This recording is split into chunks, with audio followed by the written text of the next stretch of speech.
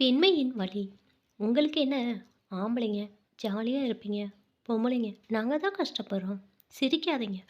வர ஆத்திரத்துல ஓங்கி அடிச்சிட போறேன் என்று வெறுப்பை உமிழ்ந்தாலும் சிரிப்புடன் உட்கார்ந்திருந்த என் கணவர், ஏண்டி ஊர் உலகத்துல இருக்கிற எல்லா பொம்பளைக்கும் வர சிரமம் தானே?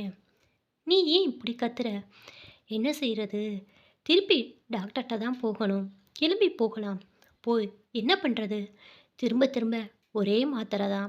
போன தடவை ஸ்கேன் பண்ணுறப்ப சொல்லிட்டாங்க, கர்ப்பப்பை எடுக்கிறது தான் ஒரே வழின்னு. நமக்கு தான் பயமாக இருக்குது. உனக்கு வயசாக இருந்தால் பரவாயில்ல. இப்போ தான் 40 முடிஞ்சிருக்கு. அதுக்குள்ளேயா? லேடிஸ்க்கு யூட்ரஸ் தானே பலம். எடுத்தா ஆஃப்டர் எஃபெக்ட் நிறையா இருக்குன்னு சொல்கிறாங்க. அதனால தான் ஒன்றுக்கு 2 டாக்டர்கிட்ட கேட்டுக்கிட்டு செய்வோன்னு இருக்கோம். அவர் சொல்கிறதும் சரிதானே. ஆணுக்கும் பெண்ணுக்கும் உள்ள பெரிய வித்தியாசமே கர்ப்பப்பை தானே. உலகத்தில் இருக்கிற எல்லா ஜீவராசிகளும் பெருகிறதுக்கு பெண் ஜென்மத்துக்கு இந்த சின்ன பை மட்டும் இல்லாட்டி பூமியில் இவ்வளோ ஜீவராசிகள் இருக்குமா? உலகமே மக்கி மண்ணாக இருக்கும். ஆனால் மாதம் மாதம் வர வழியை நினச்சா இது மரண வேதனை. உச்சந்தலையில் டம் டம்னு அடிக்கிற மாதிரி வலி. ரத்தப்போக்குனால உடம்புல வர அசதி. இப்போ எல்லாம் வலியோட சேர்ந்து வெறுப்பு. இதில் கட்டி வேற. போன தடவையே டாக்டர் அம்மா தெளிவாக சொல்லிட்டாங்க, நீந்தாம்மா முடிவு பண்ணணும். எடுத்துட்டா ஒரே தடவையாக போயிடும், இல்லாட்டி தொடர்ச்சியாக மெடிக்கல் செக்கப்பில் இருக்கணும். இப்போதைக்கு பயம் இல்லை, நாளைக்கு கட்டி எப்படி மாறுன்னு சொல்ல முடியாதுன்னு எச்சரிக்கை செஞ்சாங்க. என்ன முடிவு எடுக்கிறதுன்னு நினச்சே இன்னும் தலைவலி அதிகமானது தான் மிச்சம். இந்தா இந்த மாத்திரையை சாப்பிடு, நாளைக்கு டாக்டர்கிட்ட போய் முடிவு பண்ணிடலாம் என்று என் சிந்தனைக்கு ஃபுல் ஸ்டாப் போட்டார் என் வீட்டுக்காரர். மாத்திரையை போட்டவுடன் வலி குறைந்தது. வாசலில் பெல்லடிக்கும் சத்தம். ஐ, அப்பா அம்மா பெற்றவங்களை பார்க்கும்போது வர சந்தோஷமே தனிதான். அதுக்கு ஈடு இணை கிடையாது.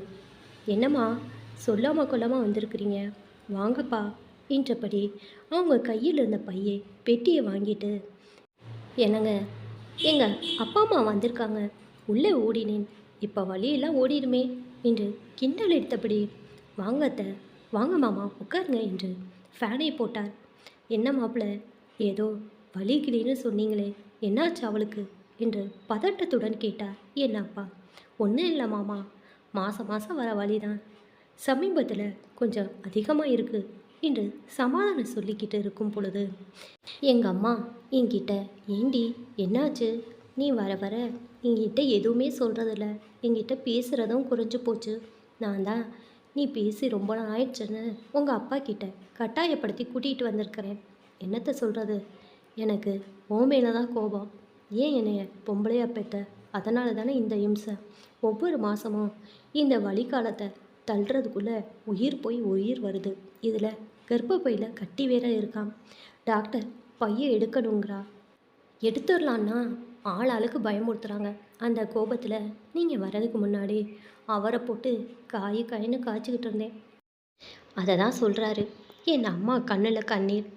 உண்மைதாடி, பொம்பளையாக பிறந்தவங்களுக்கு தான் அதிக சிரமம். நானும் பொம்பளைந்தாடி, இந்த பிள்ளை பக்கம்னு நினச்சா பெத்தேன்.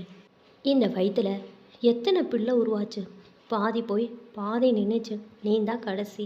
இப்போ நீங்களாம் இருக்கிற மாதிரி ஜாக்கிரதையாக இருக்க எங்களுக்கு தெரிஞ்சிச்சா என்ன? புருஷனை சந்தோஷமாக வச்சிருன்னு சொல்லியே எங்களை கஷ்டப்படுத்திக்கிட்டது தான் மிச்சம்.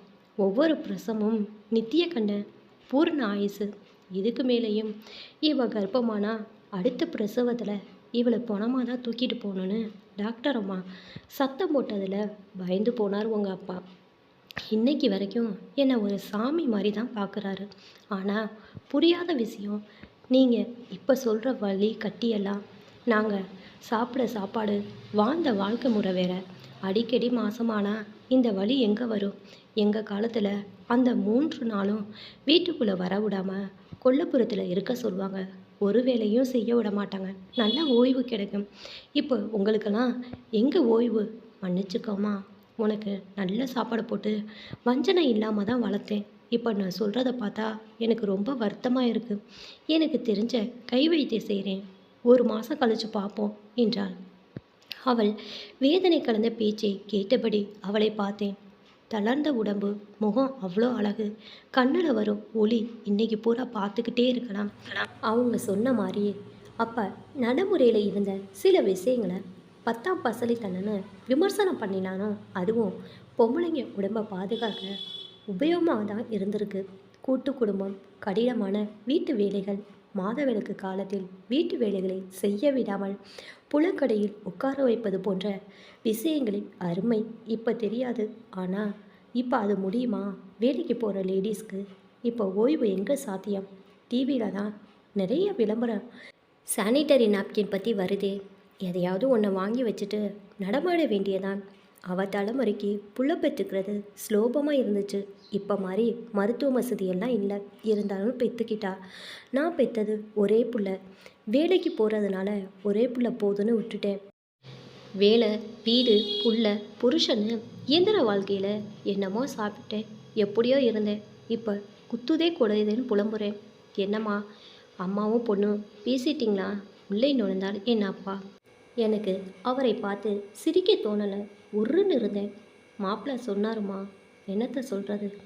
அறிவியல் முன்னேற்றம் வர வர சௌரியம் வளருதோ இல்லையோ, நோய் நிறைய வருது. படிப்பு இல்லைம்மா எங்களுக்கு, உடம்பு தான் எங்களுக்கு படிப்பு. பக்குவங்கிறது நம்மளை பெற்றவங்களும் சுற்றி இருக்கிறவங்களும் சொல்கிறது தான்.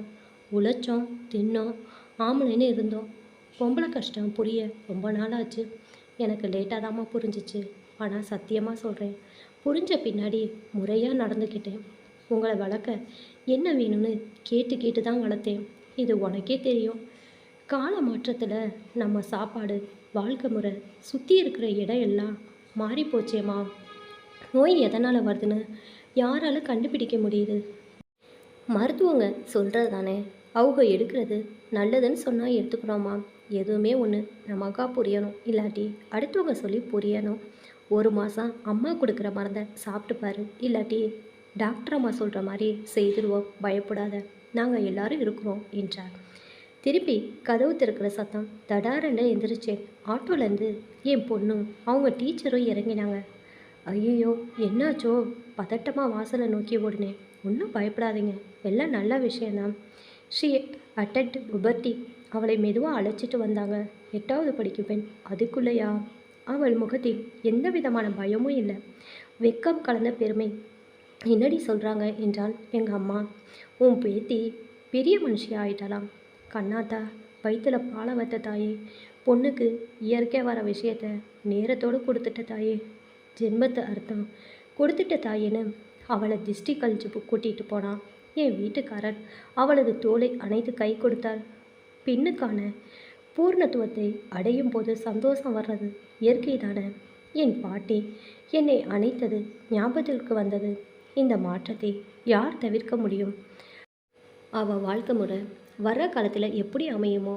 பொண்ணா பெற்றதுக்கு என்னை பிற்காலத்தில் அவள் என்னை திட்டுவாளோ மாட்டாளோ? இப்போ எப்படி தெரியும்? என்கிட்ட இருக்கிற வரைக்கும் சிரமம் இல்லாமல் நான் வளர்க்கணும். என் வழியை இன்னும் எத்தனை நாளைக்கு நான் நினச்சிக்கிட்டு இருக்கிறது? ஏங்க, இவ சடங்குக்கு பின்னாடி டாக்டர் சொன்ன மாதிரி ஆப்ரேஷன் செஞ்சிருவோம் என்றேன். வலி போய் மனதில் ஒரு நிம்மதி குடியேறின மாதிரி இருந்தது.